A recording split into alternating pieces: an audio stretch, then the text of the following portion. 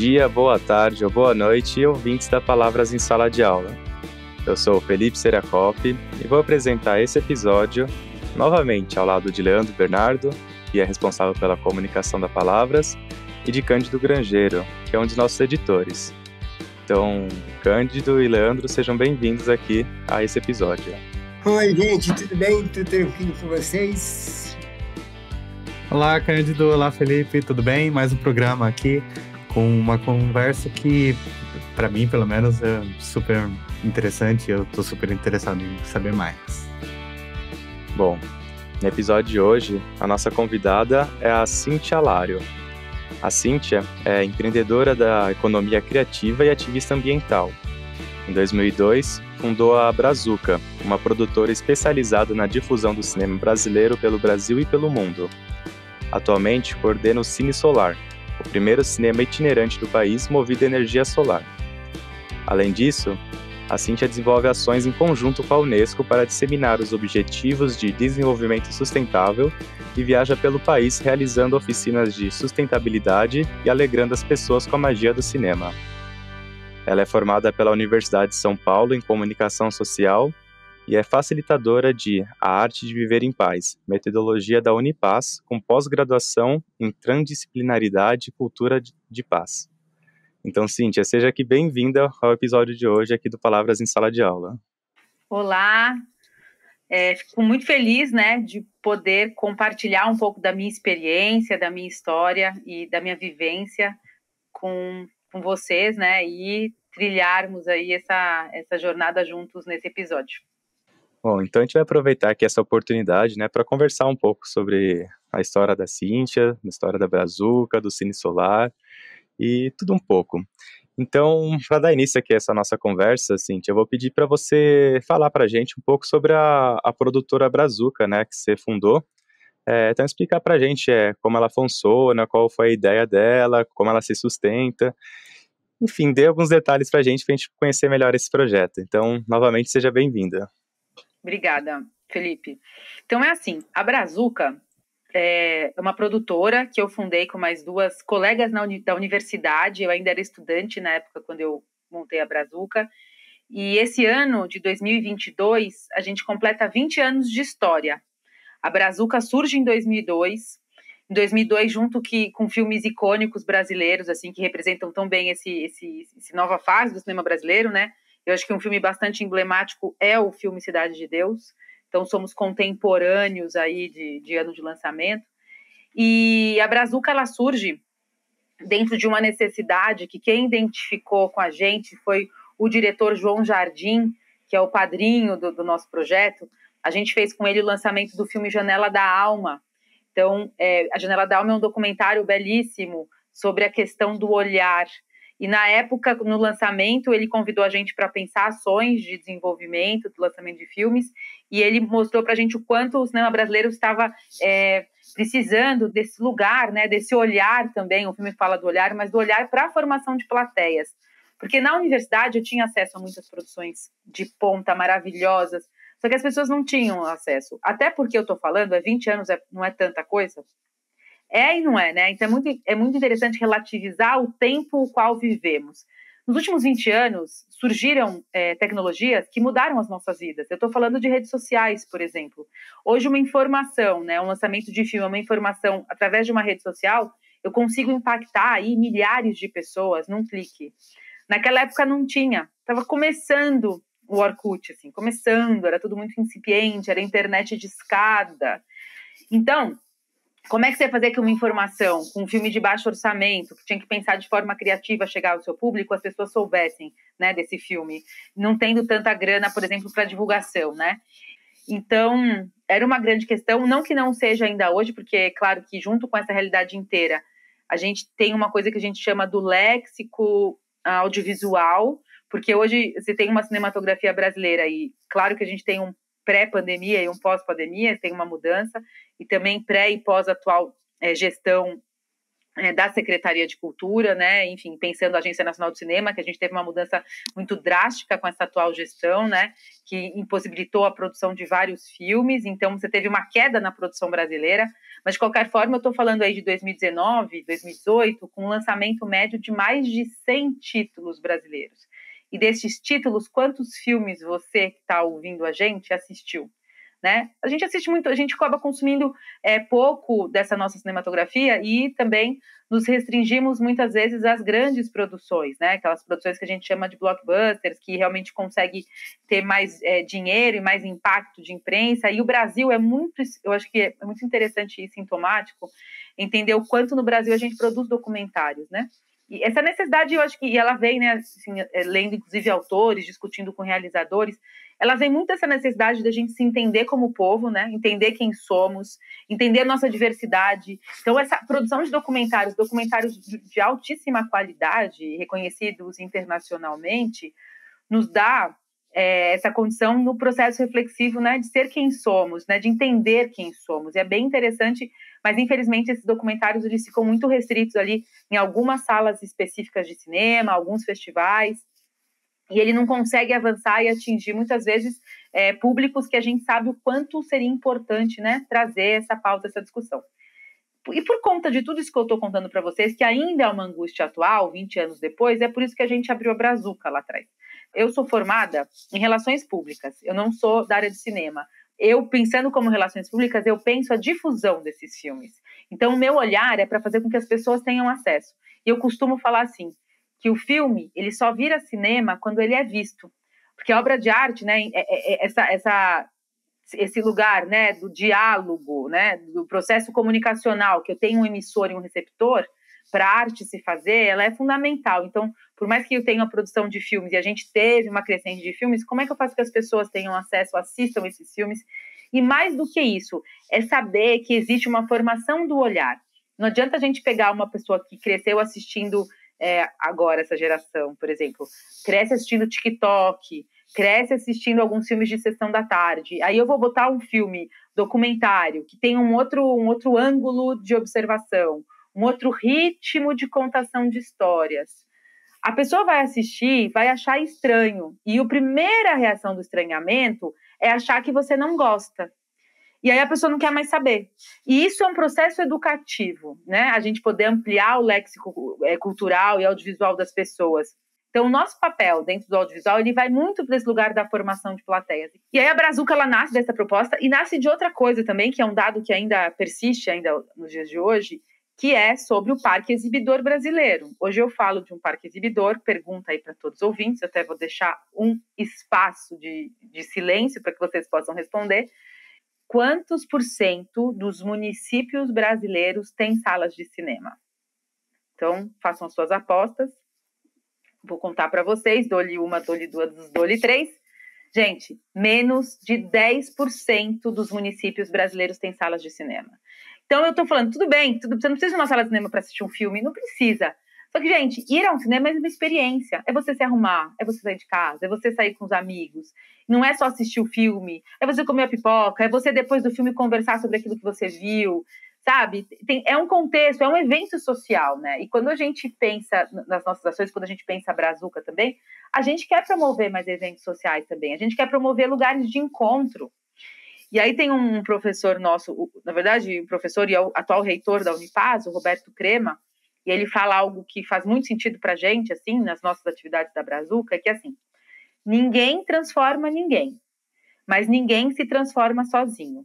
As pessoas se transformam e mudam no encontro. E é no encontro de dois, é no encontro com um livro, é no encontro com um filme, e através dessas transformações, é dentro dessa premissa que a gente entende da importância de promover os encontros, né? E hoje na Brazuca a gente trabalha muito com esse conceito do cinema open air, né? Que é o cinema ao céu aberto. E por isso o Cine Solar, por exemplo. E hoje, mais do que nunca, né, com essas mudanças aí dos últimos 20 anos, acho que um tema, uma pauta muito forte e faz muito sentido para a minha vida, é o tema da sustentabilidade, né? Hoje em dia não dá mais para a gente entender o nosso papel no mundo sem entender a nossa responsabilidade planetária, né? Acho que além de ser brasileira, até eu brinco nas oficinas e com as pessoas, ai tia, você é da onde?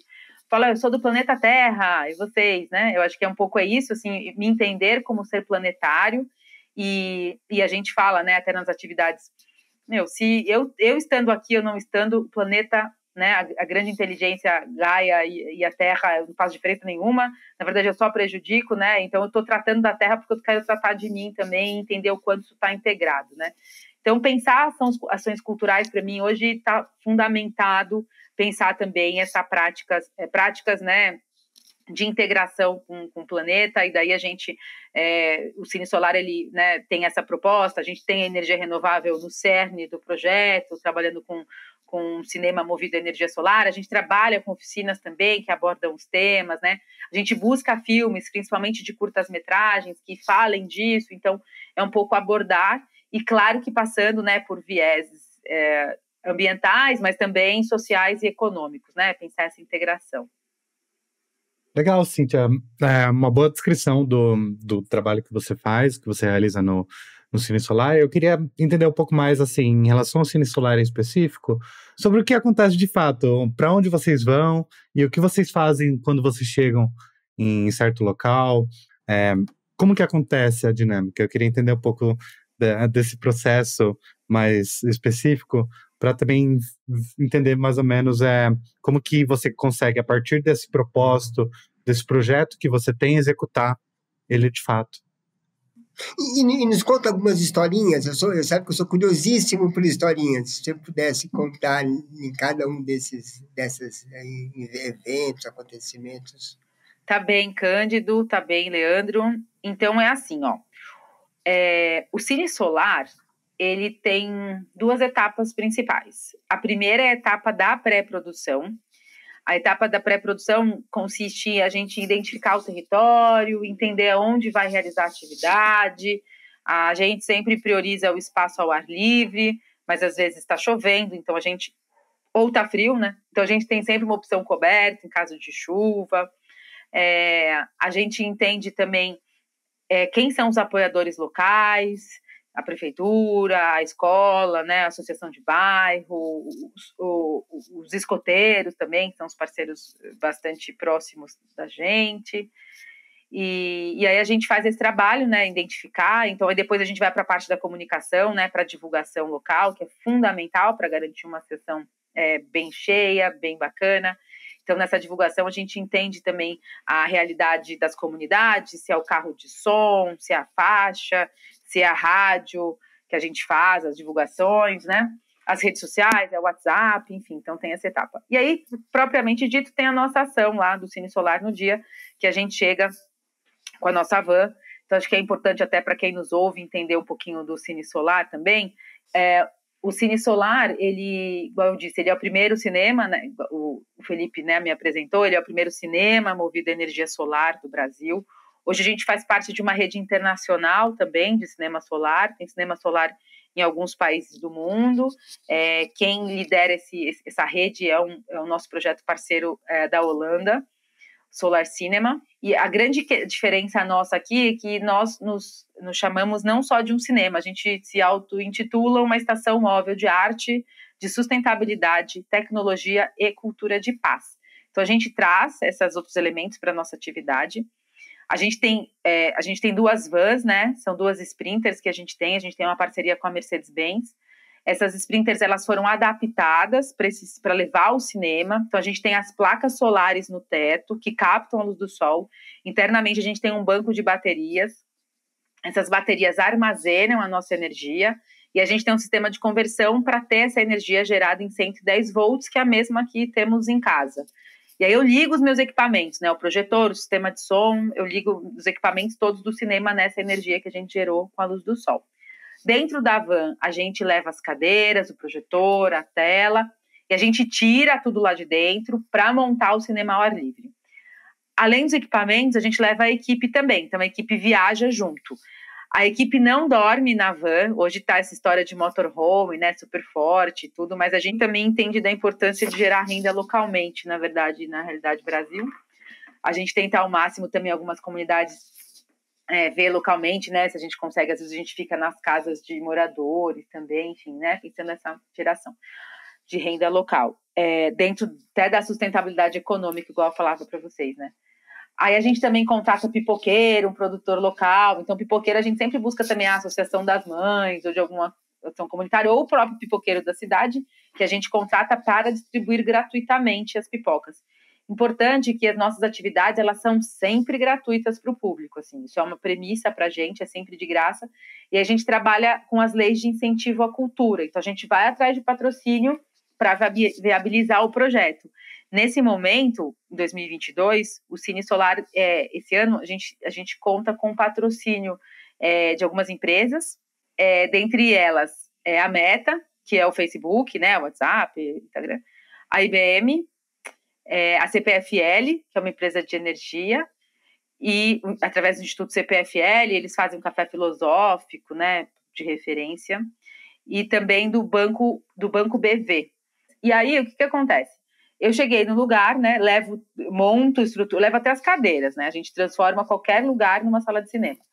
E na parte interna, onde a gente levou tudo isso, a gente transformou esse lugar, onde ficam as baterias, inclusive, numa estação ciências, praticamente. Então, é uma sala de aula, estação ciências, onde a gente convida as pessoas a entrar e entender como a luz do sol se transforma em energia elétrica. Porque era uma pergunta, mas como é que funciona? Funciona mesmo? Então, a gente resolveu realmente deixar isso claro, a gente fez infográficos, para as pessoas, a gente fala um pouquinho de eletromagnetismo, fala um pouquinho de energia, fala um pouquinho, né, de preceitos físicos, químicos, né, de como é que funciona uma placa fotovoltaica, enfim. Então, a gente fala um pouco disso tudo e é super legal, assim, a gente convida as pessoas a entrarem, a gente faz uma demonstração, então é bem bacana. Além disso, a gente grafitou as vans também para transformar, né, o máximo que a gente pode nesses processos artísticos. A gente tem 2 padrinhos, a gente tem 2 vans, uma é a Mahura. A Mahura, quem batizou foi a Ana Figueiredo, que ela representa os Cavaleiros da Távola Redonda do Joseph Campbell no Brasil aqui com a gente. E a Ana, ela é uma mulher incrível, foi minha professora de cinema e mitologia, super legal, e ela traz essas referências da cultura vindas da África, né, da nossa matriz africana.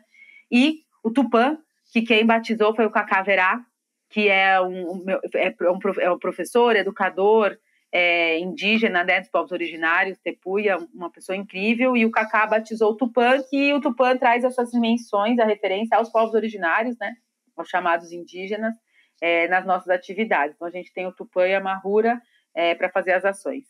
E aí, Cândido, compartilhando de uma história, eu estava numa atividade, veio a mãe com um menino, a mãe me pediu licença, dá licença, posso falar com você? Eu falei, lógico, né? Aí ela falou, ele queria te fazer uma pergunta. O menino tinha uns 4 anos, assim. Aí eu falei, Aí perguntou o nome dele era João. Eu falei, oi, João, pode perguntar. Ele falou, sabe o que eu queria saber? Essas ideias que vocês fizeram vieram todas da cabeça de vocês? Eu falei, João, foi da nossa cabeça, de coisas que a gente viu, daí a gente foi juntando e foi fazendo as coisas. Aí ele falou, eu tenho muita ideia na minha cabeça, sabe? Eu também posso fazer essas coisas que eu tenho de ideia? Eu falei, João, você deve fazer. Transforma essas ideias todas, desenha, pinta, não deixa essas ideias virem à tona, que é isso que vai transformar o nosso mundo. Então, sabe, é uma historinha aqui do João, que o João representa muito essa criança, né, que quer fazer as coisas e entender que essas possibilidades, né, são possíveis de serem realizadas. Então, eu acho que é bem bacana, assim, partilhar dessa historiazinha aí do João. Eu acho ótimo. Eu acho ótimo. Primeiro porque eu adoro as coisas que parecem itinerantes, que vão de lugar em lugar levando um mundo de ideias. Eu acho isso fantástico. Agora, deixa eu te fazer uma pergunta. Lá do comecinho você falou 20 anos. 20 anos, esses nossos últimos 20 anos é uma eternidade, né? Eu me lembro, quando eu fazia faculdade, que falava assim, que o cinema era uma coisa feita, né, para ser vista no escurinho por 2 horas. O objetivo era entreter, ficar com aquela pessoa que estava assistindo e etc. Hoje o escurinho do cinema quase que desapareceu para muitos lugares, né? Porque com esses streamings e etc., né? O que mudou nessa pessoa que via vocês há 20 anos atrás e nessa pessoa que vê hoje vocês, acostumado com essas redes sociais, com outras formas de recepção, etc. Mudou muito. Eu só vou complementar a pergunta, desculpa, porque eu ia fazer exatamente a mesma pergunta, eu só vou adicionar um ponto, que é basicamente assim, a maioria dos municípios não tem salas de cinemas, mas a quantidade de pessoas que têm o celular na mão atualmente, que tem acesso a esses streamings, não necessariamente precisa ser uma Netflix ou um canal por assinatura, mas até um YouTube. E o YouTube tem uma infinidade também de produções audiovisuais que não necessariamente são caseiras, assim, mas tem uma qualidade excepcional também. Tem muito conteúdo de qualidade gratuito e acessível na internet. E o problema é achar, né? Porque tem muita porcaria também, né? Mas eu também queria saber também essa comparação em relação a esse período, junto com a pergunta do Cândido. É bastante importante a gente olhar, né, para o desenvolvimento, né, que a gente falou dessas alterações, mas também para as pessoas, né, nesses últimos 20 anos. E aí eu acho que o Leandro também traz uma palavra que é exatamente quando ele fala, né, tem, né, nos lugares, mas o difícil é achar. E acho que é exatamente o difícil é achar e entender essa curadoria das pessoas. Então, o que eu tenho a dizer, né, sobre isso? Primeiro que, assim, as crianças, né, nesses últimos 20 anos, crianças dos anos 2000 e dos 2020, elas são crianças do Rio Grande do Norte e Rio Grande do Sul, sabe? Então, assim, é meio que, se é um desenho novo que elas nunca viram, é um filme que elas não conhecem, elas estão ali, né, observando. E é interessante, porque se é filme que elas também já conhecem, já viram, se elas gostam de rever. Criança é uma coisa muito louca, porque elas às vezes gostam de assistir 2, 3, 4, 5, mesmo filme várias vezes. Elas até cantam, né, juntos. Enfim, é muito interessante isso. Então, esse ritmo das crianças dos últimos 20 anos, se ela gosta, se não gosta, sai andando. Ela gosta, ela faz guerra de pipoca. Se tem muita criança sozinha, normalmente elas, dão aquelas, né, surtadas no meio da sessão. Então, é um pouco de como o audiovisual, né, a TV, o cinema, faz parte disso. O que eu sinto é que também a gente vai para muita comunidade carente, né?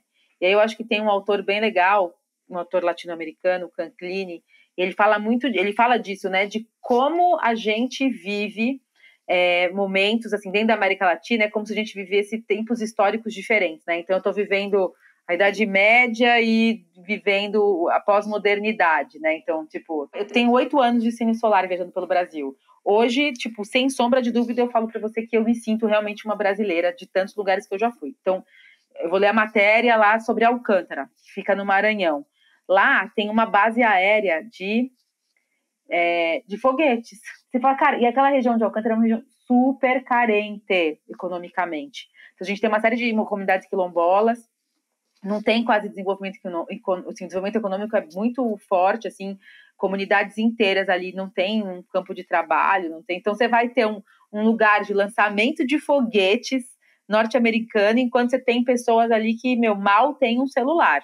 E o sinal não pega, assim, sabe? Então, você está falando de uma realidade tão diferente, tão dispara no Brasil. É claro que tem cidade de médio porte e tal, mas, assim, a gente vai muito para essas comunidades, então a gente percebe o quanto a gente está falando a gente entende, né, o que é a desigualdade social do nosso país na hora que você vai para esses lugares, né? Agora, eu quero deixar muito claro, isso é uma coisa que eu sempre falo. O Brasil é um país extremamente cultural. Essas pessoas, elas têm um nível de cultura absurdo, manifestação cultural incrível. Então, em nenhum momento, estou levando cultura para essa cidade. Longe de mim, longe.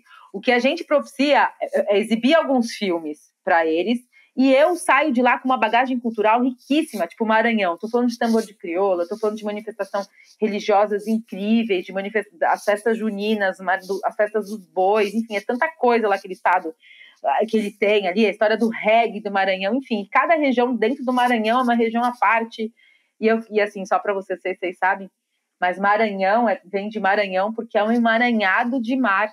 Lá é uma região muito difícil de passagem de barcos, inclusive lá tem muitos barcos naufragados, então tem gente do mundo inteiro lá que vai estudar uns barcos naufragados por causa do emaranhado, ali é um lugar de muitas correntes, então Maranhão vem disso, né?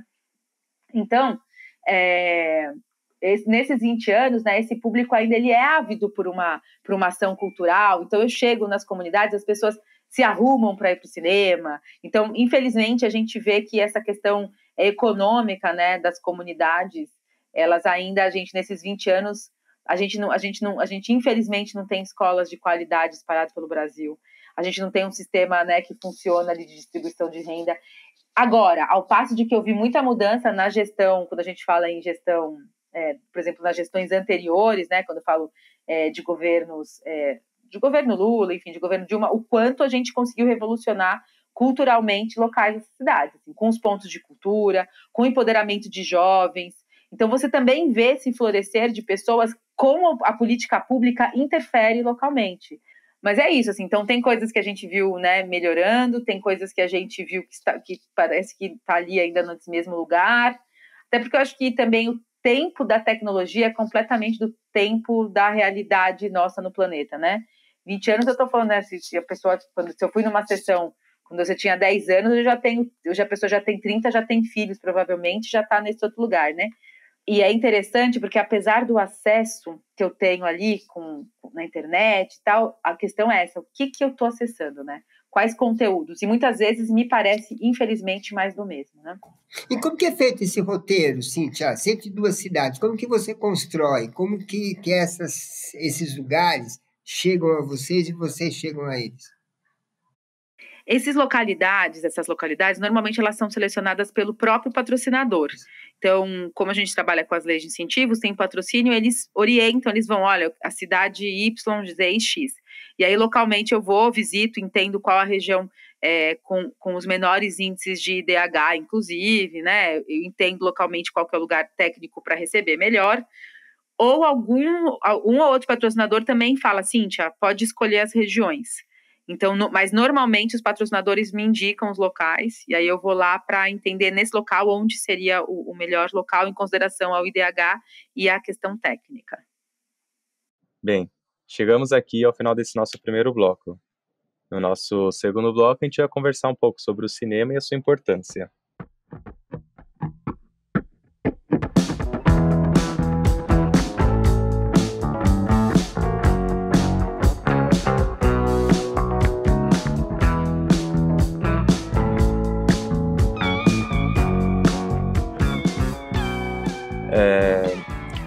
Cíntia, no bloco anterior, você enfatizou bastante a questão da sustentabilidade, por exemplo, né? Você falou a questão de perguntar de onde você falou que você é do planeta Terra, né? Então, você precisa se identificar com de onde você está e ter suas preocupações. E quando a gente pensa nessas questões mais sociais, ambientais, enfim, e leva ela para o cinema, a gente precisa pensar no cinema como uma função social também, ou existem funções diferentes que o cinema pode abranger? Então, pode ter o lado só apenas de diversão, mas ou precisa ter necessariamente também a sua questão social? Como você vê esse papel do cinema na sociedade? Então, ao meu ver, né, e pensando da minha experiência com cinema e com audiovisual, eu entendo esse cinema ampliado, assim, esse papel social, sim, esse papel ambiental, esse papel reflexivo e também de entretenimento, né? Tem uma frase do Wim Wenders que a gente costuma usar também, costumo usar nas minhas palestras, nas apresentações, que assim, o cinema não é para entreter, é para fazer sonhar. Então, assim, não é somente, né, para entreter. Então, a gente entende do papel da importância do cinema como sonho, como esse lugar de outras possibilidades, da expansão. Porque muitas vezes a gente vai para as comunidades, é interessante também, porque, por exemplo, acaba a sessão, eu fui numa comunidade quilombola, e aí contando uma história aqui, Cândido, você gosta das histórias, a gente estava numa comunidade quilombola, a comunidade Calunga, que fica ali na região ali da Chapada dos Veadeiros. E aí a gente fez a sessão, né? Os crianças, os adultos, e a gente mostrou, a gente tem aquela parte que eu falei para vocês, a parte de tecnologia, estação ciências na nossa van, as pessoas entram, a gente faz demonstração. Aí tinha uma mulher com uma criança, assim, e isso é muito comum, assim, as mães, elas estão muito presentes nas nossas sessões, elas acabam levando ali os filhos, né? E aí é interessante porque essa mãe, contando lá da comunidade Calunga, ela acabou a sessão, né? Ela entrou no Cine Solar para entender como é que a luz do sol transforma energia elétrica, tudo. E no final ela veio conversar com a gente, falou, olha, eu vou falar para vocês, eu nunca fiz terapia, mas para mim isso aqui é tipo uma terapia. Não sei muito bem como é que é, não. Eu vejo o pessoal falar na TV, mas assim, para mim é isso. Hoje eu trabalhei o dia inteiro na terra, na lida, acordo às 4 da manhã, vou lá, Mas aí tinha um cinema, eu falei, eu vou lá. E não é que eu gostei, eu esqueci do meu dia, esqueci dos meus problemas. E durante algum tempo eu fiquei aqui só me divertindo. E não é o lugar da alienação que a gente está falando, do esquecer dos problemas. É o lugar, assim, dessa diversão, desse entretenimento, de fazer refletir também. Eu nem tinha pensado nisso através do lúdico, né? A ludicidade. Então, é entender a importância desse lúdico, desse lugar, dessa terapia, que eu achei demais quando ela me falou isso. Ela falou, nunca fiz, mas eu imagino que seja alguma coisa desse sentido. Por quê? Porque a gente está falando de uma coisa chamada bem-estar. E a promoção da saúde e do bem-estar também. Então, eu entendo que o cinema, ele amplia o lugar dele ali, quando eu estou falando. Eu estou falando de um aspecto social, eu estou falando, inclusive, de manutenção e promoção da saúde, né, gente? Porque você estar bem, você produzir, né, dopamina, serotonina, é fundamental. E a hora que eu estou me divertindo, eu estou rindo com o filme, eu estou olhando para isso tudo, eu estou promovendo uma série de alterações orgânicas, né, inclusive. Então, a gente entende, viu, Felipe, dessa ampliação aí do papel do audiovisual. Mas você tem uma avaliação, uma medida de como que essa ação impacta as pessoas? Quer dizer, como que elas ficam depois de presenciarem ou de vivenciarem essa exposição?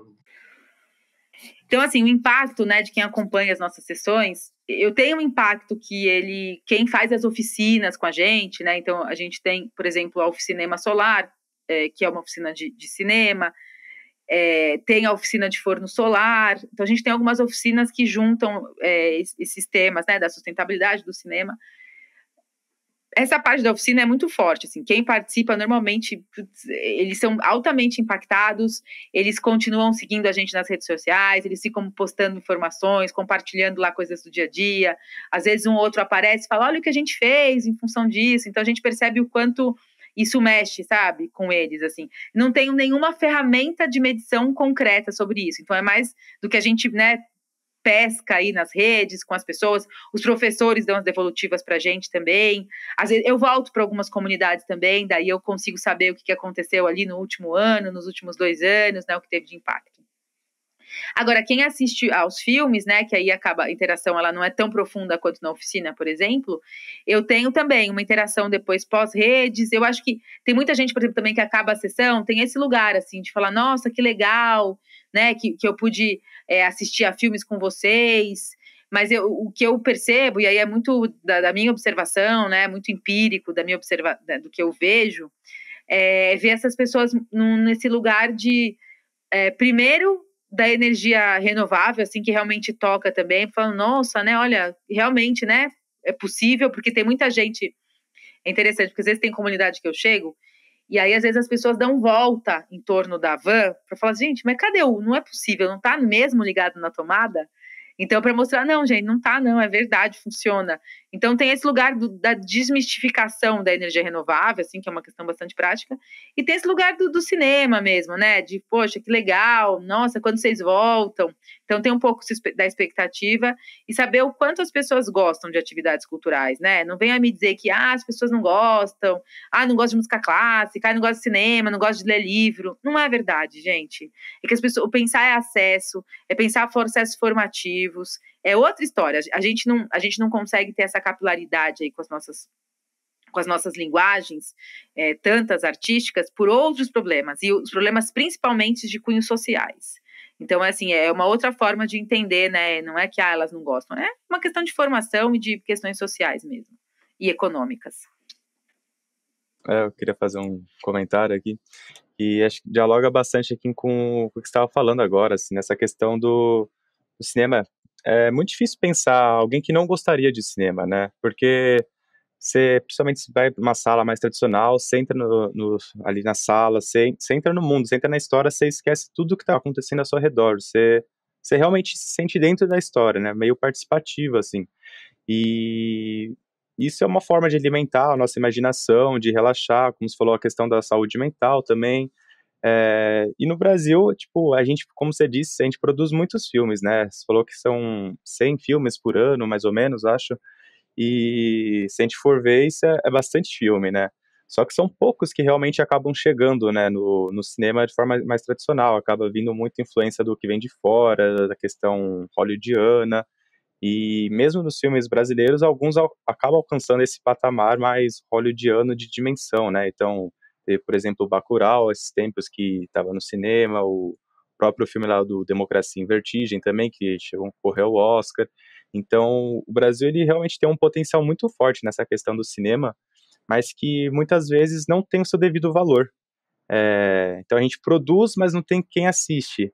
Até tem quem assiste, né? Mas acaba não tendo esse acesso fácil. O que acaba faltando, assim, né, para a gente ter essa maior valorização de fato? Então, produzir os filmes e realmente poder chegar nas pessoas. Felipe, essa é uma questão que a gente fala relacionada à cadeia produtiva do cinema, né? Então, além da produção, a gente tem mais 2 etapas, que é a distribuição e a exibição. O nosso modelo de parque exibidor, ele é focado no modelo norte-americano, que é o modelo de multiplex, que eu tenho muitas salas localizadas num lugar só. E aí, para eu conseguir ter vazão nesse público de muitas salas, eu preciso trabalhar com grandes lançamentos. E aí, quando eu trabalho com grandes lançamentos, tipo Homem-Aranha, Batman e tal, eu acabo derrubando os filmes pequenos, porque eu preciso garantir público. Então, o cara vai lá e quer trabalhar com sala cheia. E muitas vezes esses filmes, eles não vão ter sala cheia, eles têm uma outra dinâmica, um outro ritmo. E assim, é um negócio, você entende? Porque esse que é o lance da arte, né? Do cinema e da arte, do produto artístico ou do produto vendável, né? Quando a gente fala dessa questão econômica da arte, até assim, aí é uma discussão grande, né? Outra, assim, que a gente vai entrar numa outra discussão do que é arte. E aí, quando a gente fala do entretenimento, quando a gente fala, né, da valoração disso tudo. Mas o fato é que é o seguinte, o filme, ele beira, ele horas, né, ele tá nesse lugar, porque um dono, tanto é que vários donos de salas de cinema, que não são donos, são grupos, eles falam assim, ó, meu negócio não é exibir filmes, meu negócio é vender pipoca. Eles ganham dinheiro vendendo pipoca, assim, tipo, fato, né? Todo mundo sabe disso. Um combo num cinema é meio caro, né? Você poderia comprar alguns pacotes de pipoca e fazer na sua casa. Mas, e para vender pipoca precisa ter gente. Para ter gente, precisamos ter filmes estourados. Então, eles têm um sistema de lançamentos de filmes, e aí vem com a distribuição pensado nisso, assim, para levar grandes multidões. Tá total, um final de semana estourou, daqui 2 semanas já vai ter outro. Enquanto que o filme brasileiro ele tem uma outra dinâmica, ele vai ter um outro movimento, só que não tem sala suficiente para ser exibido. E tem uma questão que é um pouco aquilo que eu falei no início, da formação audiovisual também. Então, as pessoas e os jovens, eles são bombardeados com esses tipos de filme, com essa narrativa, com essa velocidade de edição. Aí chega um filme que tem uma outra velocidade de uma outra forma, não vai muito, com exceção de alguns azarões, vamos dizer assim. Então, eventualmente, você tem. E olha só, você citou filmes que realmente são super importantes para a nossa cinematografia, mas que foram polêmicos ou tiveram também uma grande intervenção externa, né? Aquela coisa do brasileiro que a gente precisa ser reconhecido fora do país para as pessoas depois reconhecerem aqui também, né? Essa nossa baixa autoestima, infelizmente. Então, você tem esse lugar aí. E aí, quando volta para o Brasil, né, vira um pouco frisson, aí ele sai um pouco, né, desse nicho e acaba ampliando um pouco mais essa distribuição. Mas a grande questão hoje é o parque exibidor, de fato, e o próprio sistema de distribuição, né? Outro dia eu estava lendo um texto também falando sobre marketing e os caras falam assim que o grande trunfo da Coca-Cola não é o produto em si, mas é o sistema de distribuição. E é verdade, eu tô lá na cidade do interior do Cariri, do Ceará, eu encontro Coca-Cola. Né? Encontro Jesus lá no Maranhão, que aqui, por exemplo, em São Paulo não tem. Em alguns poucos lugares tem, só que a Coca-Cola, eu posso estar aqui em São Paulo, eu posso estar ali no Cariri pernambucano, ou no Cariri cearense, ou em Manaus, que a Coca-Cola vai chegar por barco, mas eu vou ter. Então, o fato de eu conseguir ter um produto com acesso disponível para mim, faz com que seja, e que eu conheço, que eu estava falando da história de eu reconhecer. Então, o grande tema da distribuição é fundamental. Então, às vezes, o cara vai lançar um filme que você tem até vontade de assistir, vai. Eu tô falando com o professor, tem até alguns programas, tem um programa que eu adoro, que é um programa chamado Clube do Professor, coordenado pela Patrícia Durães, lá no Espaço Itaú de Cinemas, que sempre tem pré-estreia, tem filme para os professores. Aí, vamos supor, só que é lá no Itaú. Aí o professor viu, achou interessante, ou mesmo um filme. Só que se ele não vai naquele momento assistir aquele filme, passou, ele não vai ter outro momento para ir. Ou às vezes ele mora lá na Zona Sul, ou mora em outra cidade. Então, essa coisa da locomoção e tal. Agora, se tiver no streaming é diferente, dá para assistir, mas acho que o tema da distribuição é sério. é uma questão, né? E aí, quando vai para o streaming, a gente entra no como eu acho, né? Como é que eu sei que aquilo existe também, porque daí também pode ter lá um catálogo enorme e eu não conhecer daqueles filmes. Então, que é um outro problema. Então, a questão ela se dá na distribuição e na exibição como produto cinema audiovisual. Que só para a gente fechar o bloco também, eu queria fazer uma última pergunta. Por que é importante, mais do que a gente fruir cinema, vamos dizer assim, consumir cinema, enfim, independentemente do que você considerar, ser o cinema nacional? Por que é importante a gente ouvir, conhecer o cinema brasileiro e valorizar o cinema brasileiro? Assim, tem uma questão muito prática de filmes também. Eu gostaria muito de, por exemplo, exibir filmes de outros países, né? Se não somente os norte-americanos, mas de outras nacionalidades. Mas a gente tem um problema que é com relação à dublagem. Eu preciso de filmes falados em português. Queria poder passar muitos mais filmes latino-americanos, outras programações, mas eu tenho uma questão bem prática, que boa parte dos filmes que chegam ao país estão legendados, né? E a gente fala de comunidades que têm dificuldade de leitura, então não dá para eu passar um filme legendado. E tem muita criança também, né? Então tem isso. Eu estou falando dos poréns, tá? Agora até eu vou falar. Claro que tem um porquê muito claro para a gente do brasileiro, mas, enfim, eu queria deixar claro que para a gente também a diversidade é muito importante, né? Poder ter outras experiências aí de cinema. Agora, o brasileiro já está no próprio nome da Brazuca, né? Então, assim, a gente diz que a Brazuca faz um filme do cinema brasileiro. Então, a gente tem essa pegada, essa proposta, né, da difusão do audiovisual brasileiro.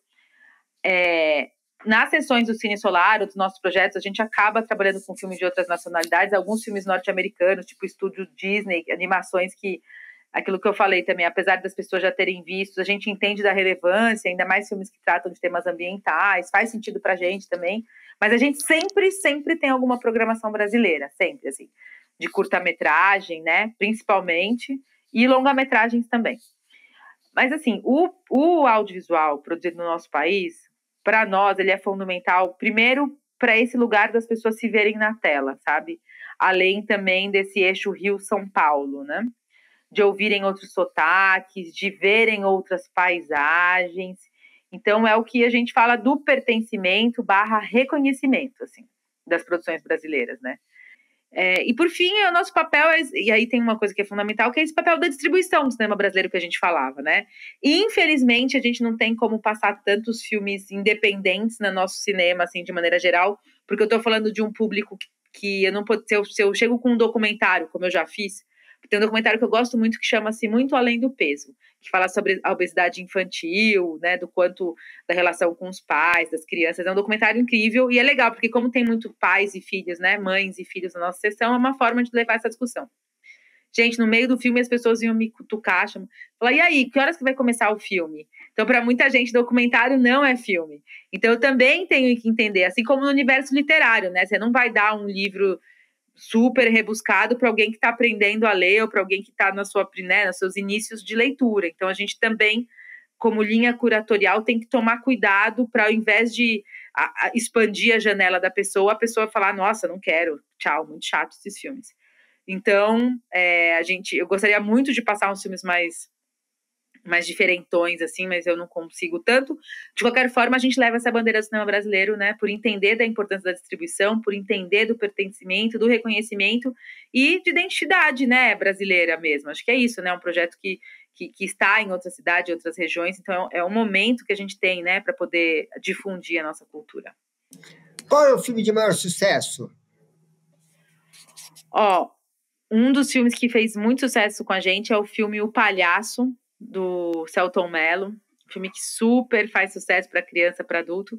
E o curta-metragem, sim, sucesso no Cine Solar, é um curta-metragem que, se você não assistiu, você consegue ver pela internet.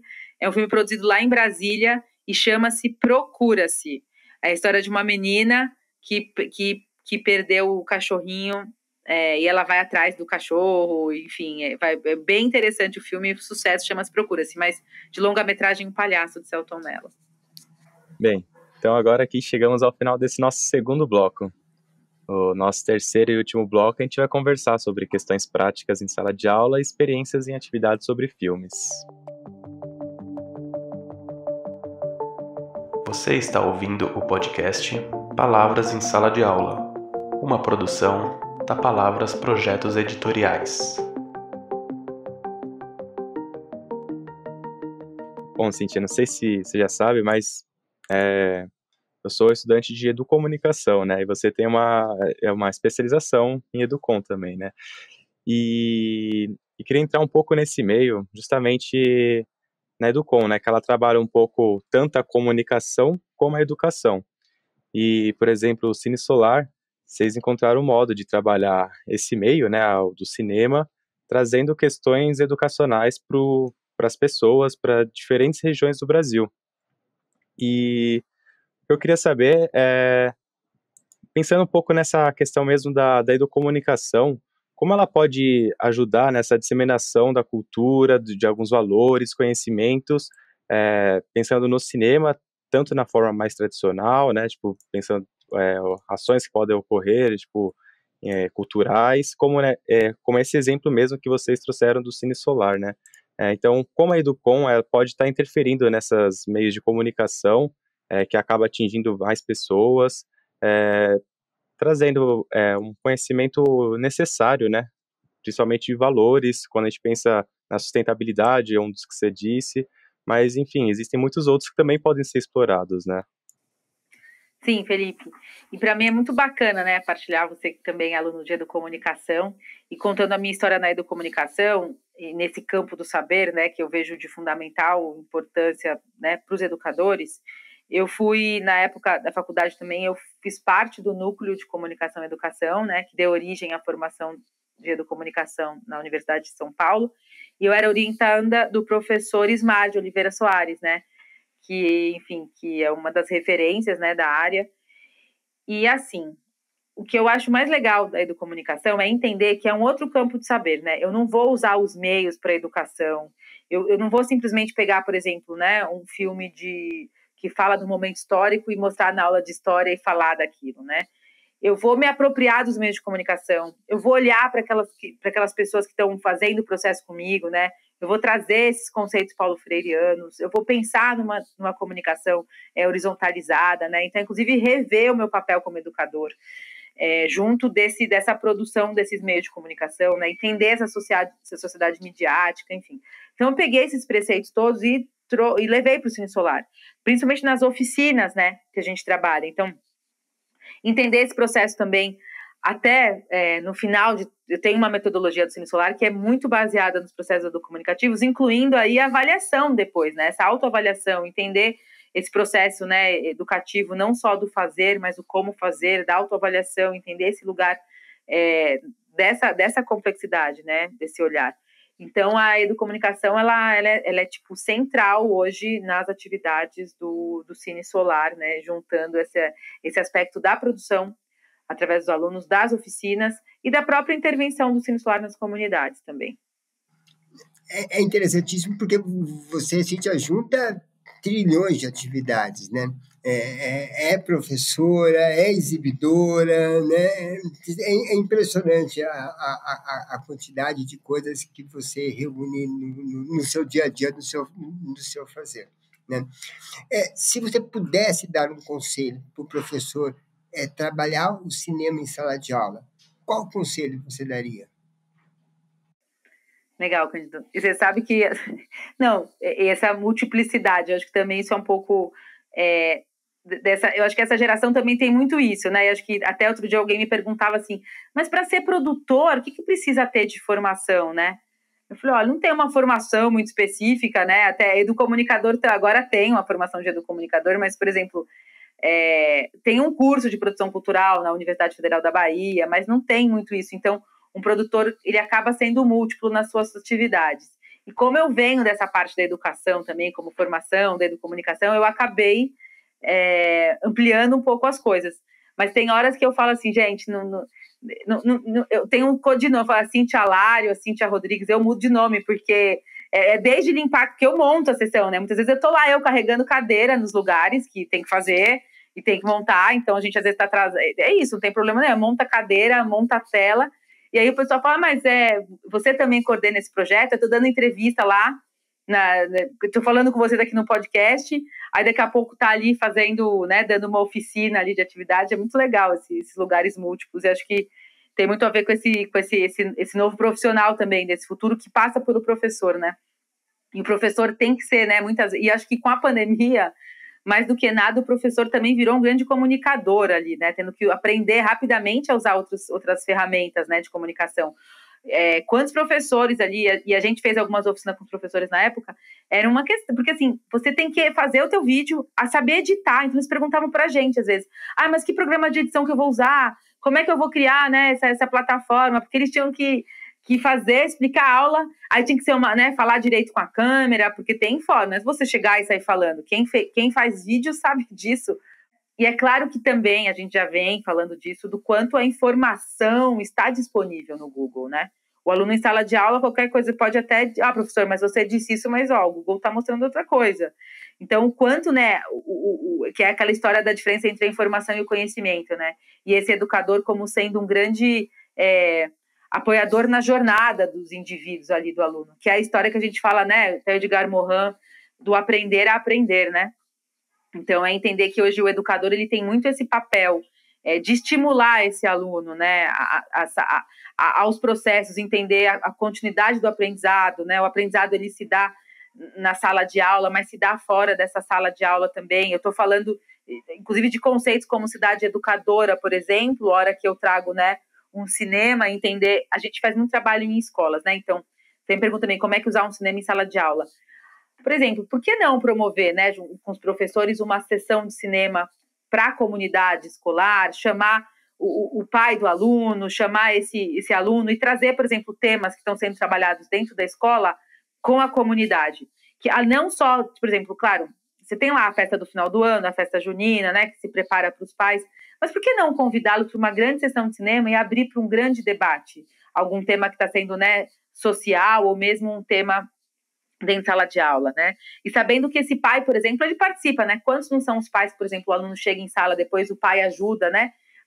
A identificar, enfim, a fazer lição de casa, que seja, mas de repente traz esse pai para dentro da sala de aula, essa mãe, através do cinema, por exemplo, e amplie esse olhar dessas pessoas. Eu acho que hoje, no momento que a gente está tão polarizado, né? Inclusive nesse momento de eleição, né? Não estou nem dizendo para fazer discussões de eleição dentro da sala de aula, mas vamos olhar para o nosso país e entender o quanto é importante entender um pouco os nossos processos, o que vivemos. Sabe que a gente teve um trabalho uma vez numa comunidade quilombola, e aí a gente começou a conversar, e aí a gente trouxe o tema da escravidão. E aí as crianças viraram e falaram assim, a gente foi na escravidão, e aí eu pedi referências, né? Aí eles falaram assim, eu sei, tia, a escravidão é o que está passando na novela da Record, lá dos 10 Mandamentos, lá, a escravidão. Então, olha só que interessante, né? A relação deles com a escravidão era muito mais próxima por causa da novela, do povo hebreu, assim, tipo, né, de história bíblica, e não se auto-identificar, né, pensando da própria história, né, afrodescendente. E também, por exemplo, tem muitos que ainda têm vergonha, né, é vergonhoso, né, você ter sido escravo. Cara, e é vergonhoso para quem escravizou, né, e não para quem foi escravo. Assim, a nossa sociedade, a nossa história, né, como inverte a situação, né. Então, o papel do educador, ele é muito múltiplo nesses diversos universos, né, de novo. Mas, de qualquer forma, mesmo estando em qualquer lugar, né, esse lugar do aprender a aprender, de estimular, de usar as referências dessas crianças também, né, ela é fundamental, porque é aprender o conteúdo, mas é aprender também, né, pensar essa formação de cidadãos, né, pensar essa formação da fruição cultural, né, pensar esse lugar também do consumidor, de um consumidor mais consciente, igual eu falei, também não dá para a gente também desassociar esse papel da educação às questões sustentáveis hoje, mais do que nunca, né, quer dizer, você está criando aí consumidores né, insaciáveis por trocar de celular a cada 6 meses, né, entender um pouco esse papel da escola que vai trazer um outro olhar, muitas vezes, né, vai trazer outras realidades. Acho que o papel da escola como sendo um ponto reflexivo, um ponto de ampliação. Aí eu falo, onde achar? A escola é esse lugar de onde achar também, de um professor que vai fazer uma curadoria, que vai possibilitar novas formas de olhar o mundo, né? Então, acho que eu vejo esse professor muito nesse lugar, né, de um grande orientador aí, né, essa formação até mais, né, entendendo esse lugar dessa ampliação, desse vamos olhar ali para a filosofia, né, desse lugar realmente de compreensão de um mundo, né? Principal coisa que vem na minha cabeça quando eu penso, sei lá, em alguma experiência que eu tive na escola, há muito tempo atrás, vendo filme, sei lá, vendo Ilha das Flores, que é um clássico também, que é o clássico da escola, né? E é muito legal que você comentou de puxar a realidade do estudante, mas também trazer referenciais outros, né? Porque não adianta também ficar mostrando só o que ele já sabe ou o que ele gosta. Tem que mostrar outras coisas, tem que abrir o leque cultural. Essa coisa do repertório, essa coisa da curadoria, querendo ou não, tá tudo correlacionado. A nossa conversa da valorização, de você aprender, de você ter referencial, tudo volta, de certo ponto, para a sala de aula, né? Eu acho que, pelo menos para mim, é a coisa mais rica, assim, que eu vejo e que puxa muito a todas as outras discussões. Enfim, a gente já fez vários podcasts e sempre a gente termina muito nessa questão do professor como orientador do aprendizado, de você engajar o estudante, da metodologia ativa, enfim, de todas essas dinâmicas, e tudo, de certo modo, cai nisso, porque é a forma de você fazer com que o estudante tenha vontade de aprender, né? Tem essa questão de aprender, né? Faz todo sentido mesmo, né? É interessante fazer esse paralelo também com outras pessoas que participaram desse podcast, né? Entender o quanto isso é contemporâneo, o quanto isso é um tema hoje. E é claro que isso é muito importante, viu, gente? Acho que o educador tem que ter isso muito em mente, porque o nosso papel é ampliar horizontes. Então, por exemplo, na nossa oficinema, a gente aborda, né? Então, quais são os problemas locais? Então, ele fala, é o rio que tá sujo, é o lixo, não sei o quê. Se a gente deixar só com eles, o lance, vamos reciclar o lixo. E não é sobre reciclar o lixo só que eu estou falando. Então, aí a gente vem e apresenta temas grandes. O que é agrofloresta, apresenta os objetivos do desenvolvimento sustentável, apresenta temas, né, além do universo deles, que eles vão falar, nossa, e a partir daí a gente vai ampliando, né? Então, eu trago esse lugar e eu amplio a referência de conhecimento. E de tudo isso que a gente estava conversando, assim, fiquei pensando um pouco nessa questão, principalmente do oficinema, né? Você falou que vocês levam um tema, principalmente que a comunidade ali propõe um tema, né? Que é um problema local, e vocês procuram trazer questões maiores ainda.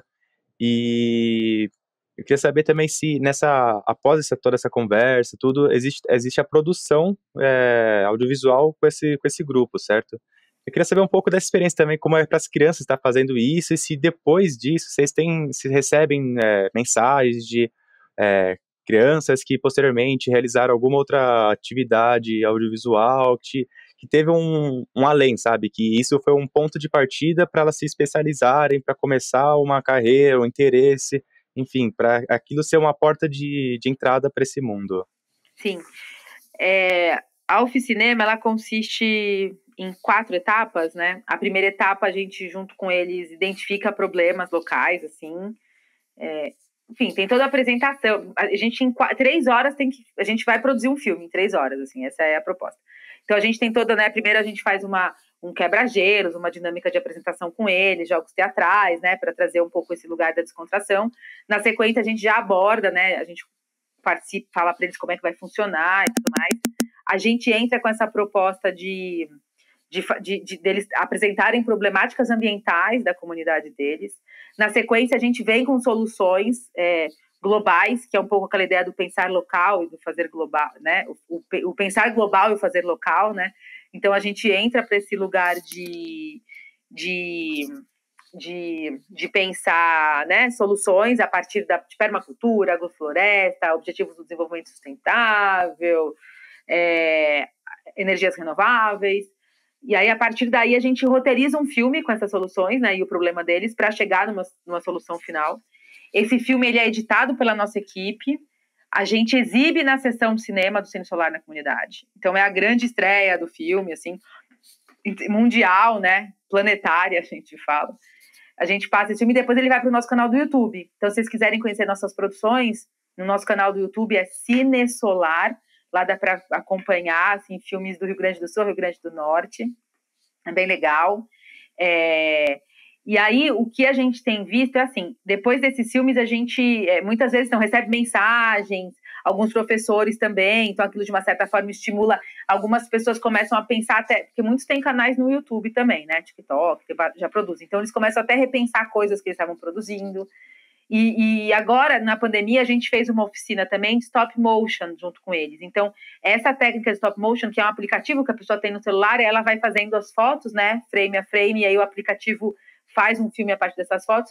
Também, muitos professores estão dando as devolutivas que eles estão usando em sala de aula para trabalhar as temas, que é algo muito simples de ser feito, com o celular você consegue. Então, a gente está tendo muita devolutiva, assim. Então, está sendo bem bacana com relação a isso. Bom, então aqui para a gente estar encerrando esse nosso episódio, a gente vai para o nosso último momento, né, que é o momento Palavras do Dia. Então, eu vou pedir aqui para a Cíntia ler o texto que ela trouxe, que dialoga com um pouco do que a gente conversou hoje. Então, Cíntia, quais são suas palavras do dia? Bom, eu quero partilhar com vocês aqui um poema que eu gosto bastante, que traz esse poder do encontro, que eu falei para vocês, que fala do reconhecimento também, e dessa nova forma de olhar. Porque quando eu falo em cinema, eu falo em olhar também, né? E eu falo em canais perceptivos. E eu falo em cinema, mas eu falo não é olhar somente com os olhos. Porque, por exemplo, dá para exibir filmes com... As pessoas com deficiência visual assistem a filmes. E assistir a filmes, ele é além, né, desse olhar, desse ver. Existem outros canais perceptivos com que faça que eu...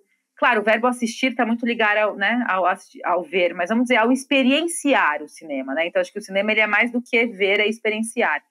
Às vezes eu sou tocada por algo e eu não sei exatamente por quê, mas é algum outro sentido que, de alguma forma, foi mais estimulado, né? Pode ser a audição, pode ser o olfato. De qualquer forma, vou compartilhar com você uma poesia chamada Encontro de Dois, do Moreno, que é o pai do psicodrama. Então, eu vou ler para vocês aqui esse poema. Encontro de dois, olho no olho, cara a cara. E quando estiveres perto, eu arrancarei os seus olhos e os colocarei no lugar dos meus. E tu arrancarás os meus olhos e os colocará no lugar dos teus. Então eu te olharei com teus olhos e tu me olharás com os meus. E que a gente possa se olhar cada vez mais com outros olhos, né? Ampliados, diversos e plenos. Então, quero agradecer vocês aí, gente, todo mundo que escutou. Fico à disposição, quem quiser acompanhar a gente nas redes sociais, as nossas viagens aí pelo Brasil, é @cinesolar no Instagram, no Facebook, no YouTube. E é isso. Bom, Cíntia, eu queria agradecer muito aqui a sua presença. Normalmente eu dou esse espaço final para já divulgar as suas redes, mas você já divulgou já, mas se quiser falar qualquer coisa também, fica à vontade, mas queria agradecer muito mesmo, as histórias são sempre muito gratificantes, muito boas e espero que inspire muitas pessoas também, né? E queria também agradecer demais aqui a presença do Cândido e do Leandro, que estiveram aqui com a gente. Muito obrigado aos dois também. Cíntia, admiro muito o seu trabalho, admiro pela capacidade de tornar ele viável, né? Por ter a proposta, por viabilizar a proposta, por realizar a proposta, eu acho fantástico, né? E acho que é um pouco essa capacidade de levar o sonho, não é só levar o sonho, né? É incentivar as pessoas a imaginarem um outro mundo, né? Isso eu acho fantástico mesmo. Então, super parabéns pelo seu trabalho. Eu também só tenho a agradecer pela conversa, por esse encontro também.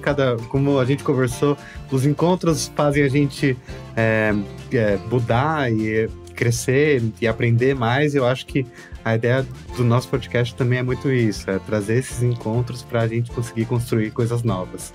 Então, fico muito feliz da conversa, foi muito legal, foi muito boa ouvir os comentários, todas as ações, e parabéns também pelo projeto. O projeto também tem um potencial e uma capilaridade que é muito difícil, de certo modo, mesmo com o meio digital, porque tá lá com as pessoas é outra dinâmica, né?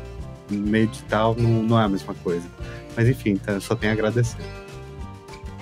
Gente, eu agradeço. Para mim é muito bacana poder partilhar das ideias, né, das histórias, do que eu vivo no meu dia a dia, porque eu dou muita entrevista, assim, para rádio, televisão, mas eles querem saber, como surgiu o Cine Solar, onde vai ser a sessão.